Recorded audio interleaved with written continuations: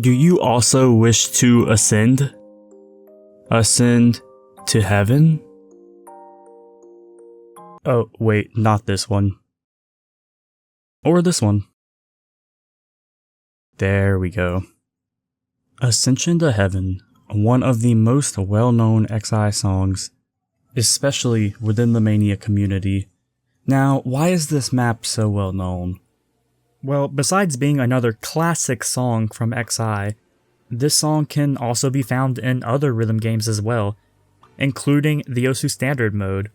But I believe the thing that makes it stand out the most is its difficulty in this game as well as some of the other games. So a little bit about the song itself. It is a 5-minute long song, and it features a lot of piano as well as some other classic instruments. The best genre to describe this music is artcore. So what makes this particular map so hard? Well, for starters, this is a 7-key map, and it comes in at 7.24 stars, as well as having an HP drain of 9. This makes playing the map a nightmare, because if you miss a lot of notes, then you will fail. And it's 7K, so there's gonna be a lot of notes. And along with that, the BPM of this song is 200, making it very physically demanding to play. As you can see on the website here, it says the success rate for passing this map is just 13%. And using this graph on the Osu site, you can see where people fail, and it looks like a lot of people fail right after the beginning part. While there are some very impressive plays on the regular leaderboard, the leaderboard that we're interested in today is the DT one. Hopping over there, we can see that only 3 players have submitted scores for this map with DT. And those 3 people, by the way, are JH Lee, Jakads, and dressurf. So you can kinda sort of get an understanding of just how difficult this really is. But before I get into these DT scores, I'd like to talk about what makes this map so hard, even no mod. This map draws on all the experience that a Mania player could possibly have. The patterns in it are not so new. It's patterns that they will have played before, sure, but it is much more dense now that it's at 200 BPM, and the reading required for this map is quite insane, honestly. So let's take a look at some of these patterns and just why they're so difficult. This map primarily features 3 hard parts. The first one comes in a little bit after the intro of the song, the second one is in the middle, and then of course the ending is the hardest part of the entire map. If you'd like to take a moment to look at this chart of Mania patterns, feel free to pause the video and unpause whenever you'd like. I'm not going to cover all of them, I'm just going to cover some of the ones that are particular to this map. Okay, the first kind of pattern that I'd like to introduce you to are the double stairs. As you can see, these are just like regular Mania stairs, except there are 2 for each note instead of just 1. They go up and down. To be able to play these fast, it takes a lot of practice, but this is a pattern that's seen quite often, so most people can play these fairly quickly. Next we have symmetrical stairs. So these look like an X pattern. They go from the outsides towards the inside and then back out. This pattern itself is not very difficult to get down, but it can be tricky to hit whenever it's placed either before or after another hard pattern. The first hard part has a bunch of double stairs into chords,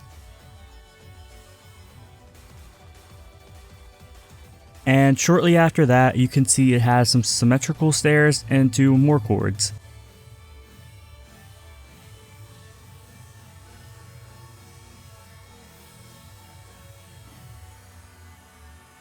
In this middle section, you can see that we have a lot of double stairs, as well as these double stairs being connected to the symmetrical stairs.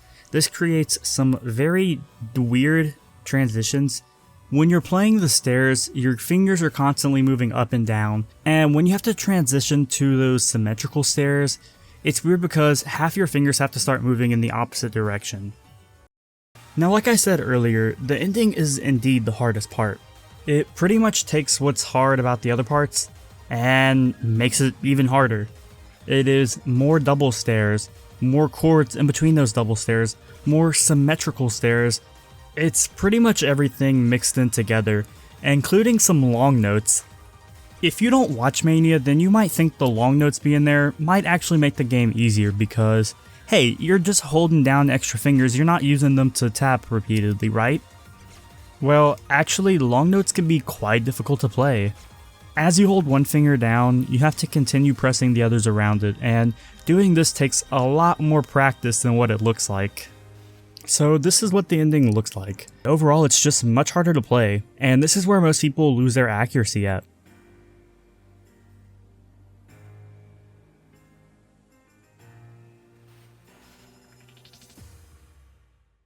So, having seen all the hard parts now, what does this map look like with DT? Well, it is so hard that, like I said before, only 3 people have submitted scores for it. So, let's go ahead and talk about these scores. The first one actually on the leaderboard was from J.H. Lee. He achieved this score in January of 2017 while live streaming. He had a lot of viewers as he was considered one of the best players at the time, if not the best. He would end up with 80 misses and 95.58% accuracy. In today's PP, that is worth 967 PP. I don't really know what else to say here besides, this is a really good play and he was the first person to do this. Just a few months later, in April of the same year, Jakads would go on to play this map with double time as well.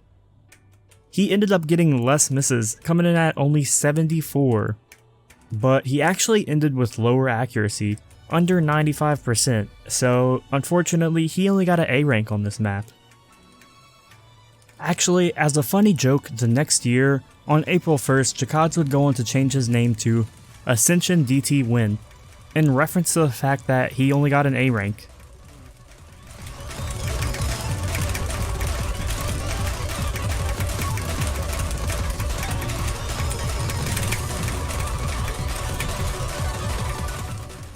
So a few years went by without seeing any activity on the double time leaderboard for this map.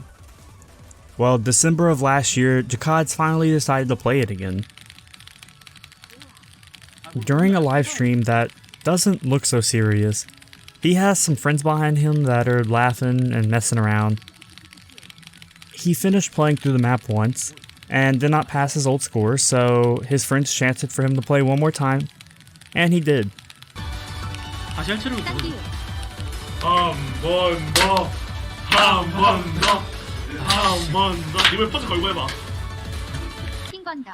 On this incredible run, he managed to get only 45 misses with an accuracy of over 96%. This is absolutely insane. I really cannot express how crazy this is. This time though, he actually did not use double time, instead he used the night core. This play is currently valued at 1022 PP. Again, just a crazy score from Jakads, but that's why he is the best. So at this point in the story, it has been literally 4 years, and only 2 people have even passed this map with DT. Well, in comes dressurf. He is the number 2 ranked Mania player, also from South Korea. This play was actually set recently, as in under 2 months ago recent. While he did not record this play live, I have a recording of another DT pass that he had, so I'm just going to go ahead and put that on screen for you to see what it's like. In this play, he had 57 misses and ended up with an accuracy of 96.06%. Pretty dang good. But, you know, after 5 years, why is it only these 3 people that have scores on this map? Well, I mean, obviously if you've been watching, then you can tell how hard this really is. Although this map is most definitely difficult, it's not impossible, but it really seems like only the very upper echelon of players can even pass this with DT. The mixture of 300 BPM, HP 9, and OD 9.5, it just makes this map extremely hard to pass with double time, especially that ending. The ending is just killer, and it has ended many runs.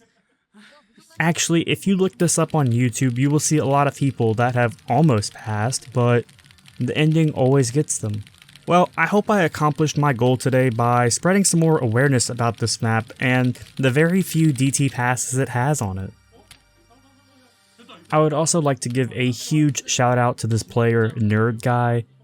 He helped me out a lot by providing me some good mania resources, as well as giving me the replay that I've been using to describe patterns.